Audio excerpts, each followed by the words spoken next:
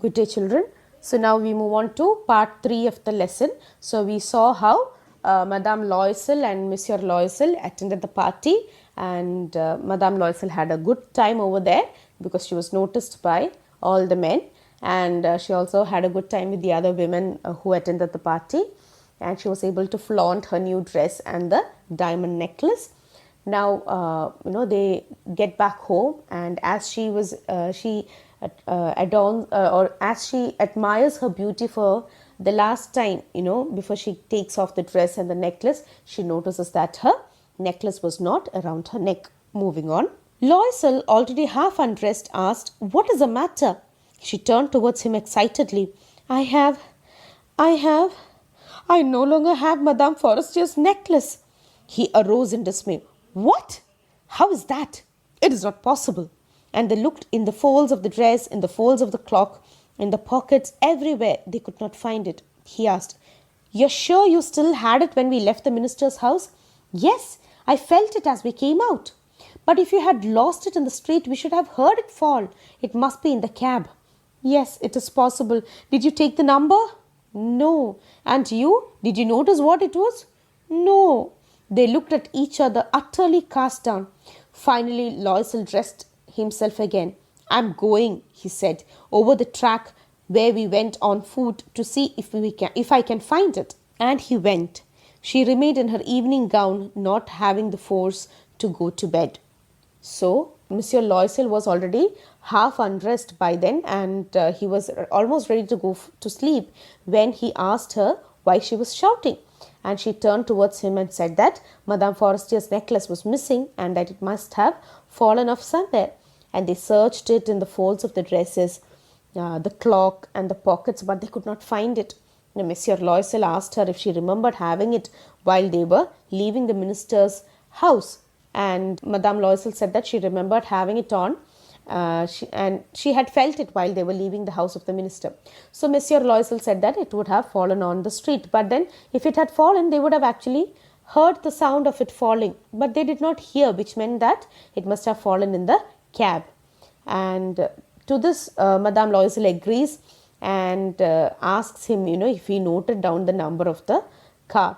But both of them had not, number of the carriage, but then both of them had not seen the number of the carriage, and they were let down by what had just happened. And Monsieur Loisel dressed up again to go and look on the tracks where they were walking.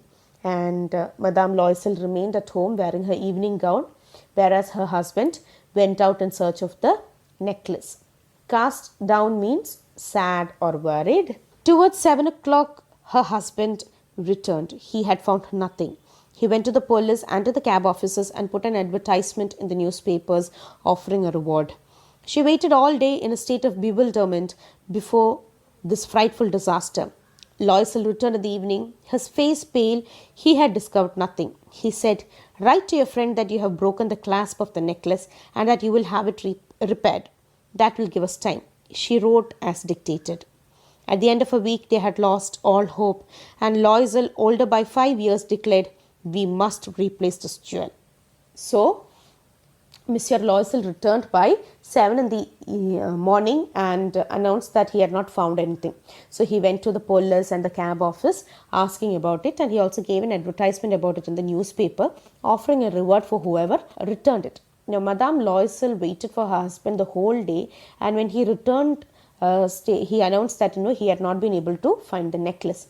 So Monsieur Loisel told his wife to write to Madame Forestier and inform her that the necklace was given for repair because the hook of the necklace was broken.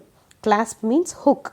The hook of the necklace was broken, and it took them almost a week to search for the necklace, but they couldn't find it. So Monsieur Loisel, who was older, declared that they will replace the necklace and get a new one.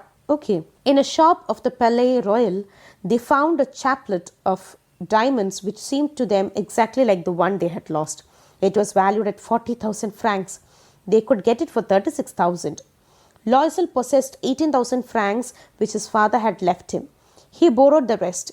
He made ruinous promises, took money from usurers and the whole race of lenders. Then he went to get the new necklace, depositing on the merchant's counter 36,000 francs. When Madame Loisel took back the jewels to Madame Forestier, the latter said to her in a frigid tone, "You should have returned them to me sooner, for I might have needed them." So, here, chaplet means a garland or circlet for a person's head. Okay, and ruinous means disastrous or destructive, and usurers are people who lends money at a very unreasonable high rate of interest. Okay, so here we see that they started looking for a necklace similar to the one they had lost, and they found one in a shop called Palais Royal, and the price of the necklace was 36,000 francs. The original cost was 40,000, and they got a discount of 4,000 francs. Okay, so Monsieur Loisel had about 18,000 francs which were given to him by his father before his death, and he borrowed the rest of the money from different money lenders, and he then bought the new necklace from the shop by paying the full amount. Yeah, when Madame Loisel took the necklace to her friend told her that she should have returned it earlier as she too needed it. Okay, frigid means stiff or formal in behavior. Madame Forestier did not open the jewel box as Madame Loisel feared she would.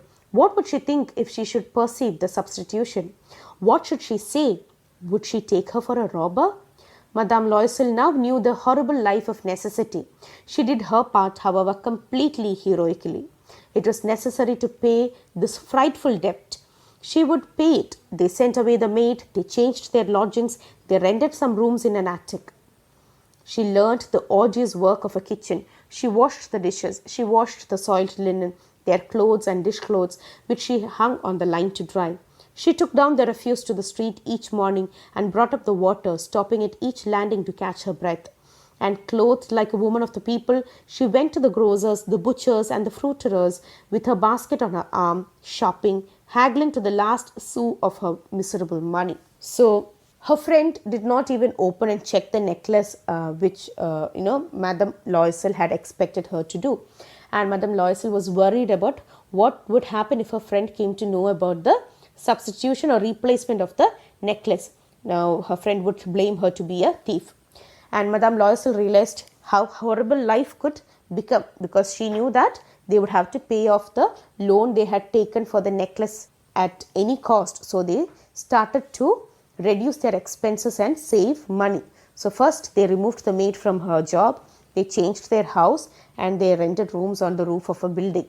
Now Madame Loisel had to learn the tiring and boring work of kitchen, like washing dishes, cooking food. She would wash clothes and hang them on the line to dry. She used to go down the street each morning to get water. With the little money she had, she used to dress like ordinary people and go to the grocery shop, the butcher's shop, and even to the fruit shop with a basket to buy the things of daily use. Okay, the husband worked evenings putting the books of some merchants in order, and nights he often did copying at 5 sous a page. And this life lasted for 10 years. At the end of 10 years, they had restored all. Madame Loisel seemed old now. She had become a strong, hard woman, the crude woman of the poor household. Her hair badly dressed, her skirts awry, her hands red. She spoke in a loud tone and washed the floors with large pails of water. But sometimes when her husband was at the office, she would seat herself before the window and think of that evening party of former times, of that ball where she was so beautiful and so flattered. Sou is a small value coin in France. Okay, so the husband, was also in a miserable condition because he started working extra time in the evening, and he often did copying work at night for a small amount of 5 sous a page. And they did this for 10 years, and they paid back their debt within this period. And by this time, Madame Loisel had become a hard-working woman of a poor household. And she started looking old with her hair badly kept. Her hands were red, and she used to speak in a very loud voice. Many times, to feel good when her husband used to go to work, she would sit next to the window and think about the party at the minister's house. She used to feel good about how beautiful and elegant she looked that day. She would imagine about how she was how beautiful and elegant she looked that day. She would imagine how her life would be if she would not have lost the necklace. She used to think about how unpredictable life could be and how a small step could change a person's life. That is stated in this particular paragraph. How would it have been if she had not lost the necklace?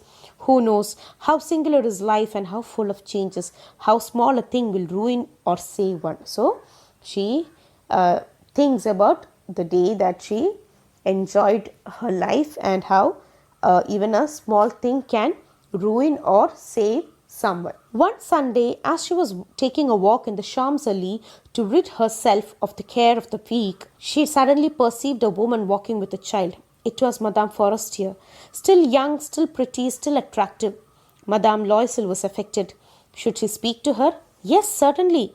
And now that she had paid, she would tell her all. Why not? She approached her friend.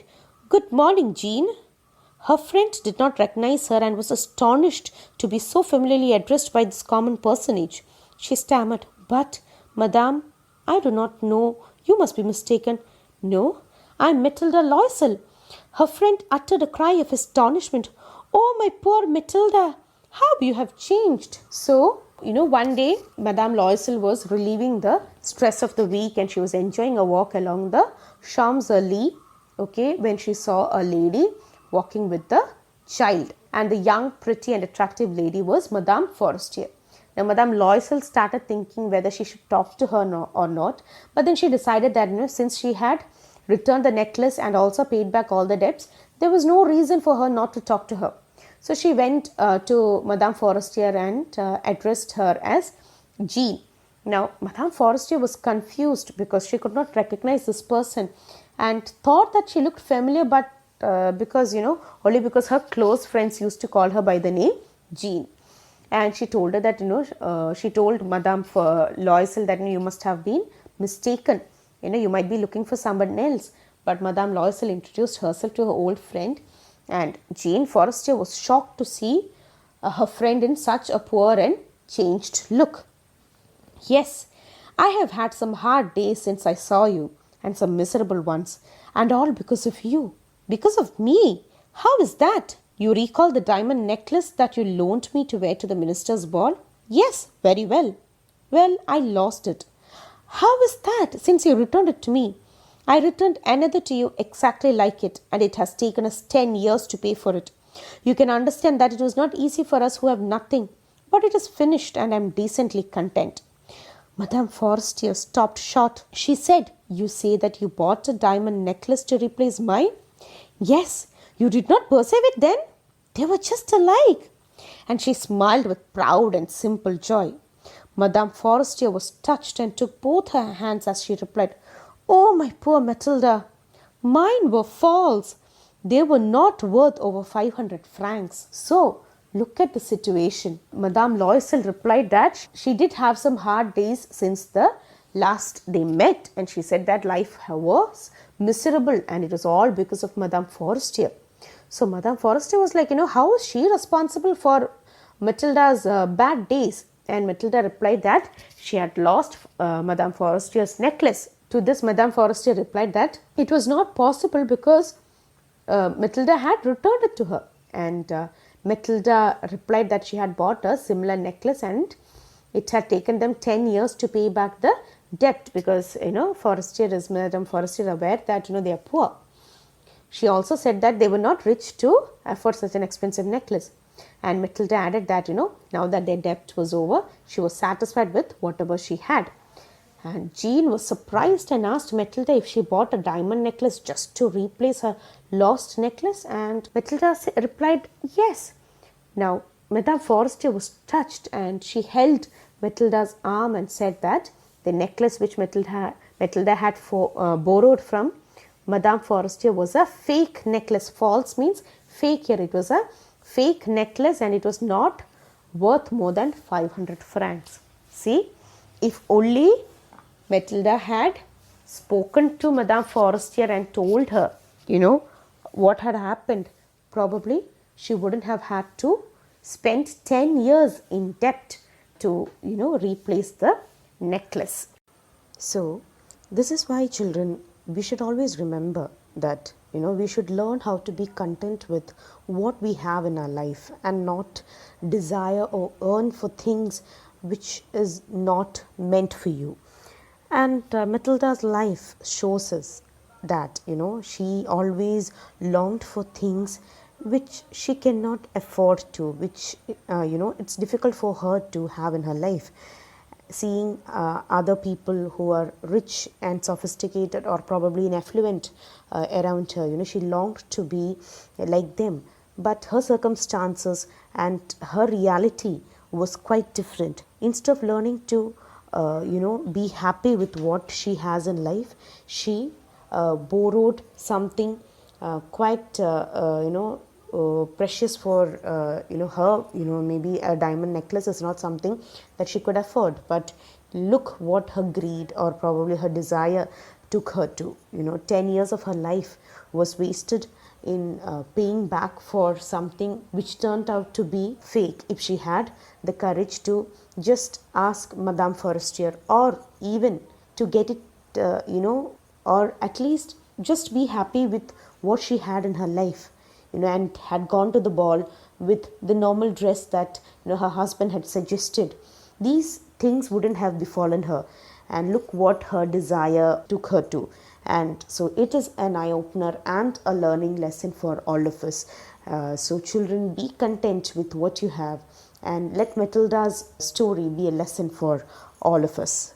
Okay, so I hope you understood the lesson and you enjoyed reading this lesson. So thank you, children.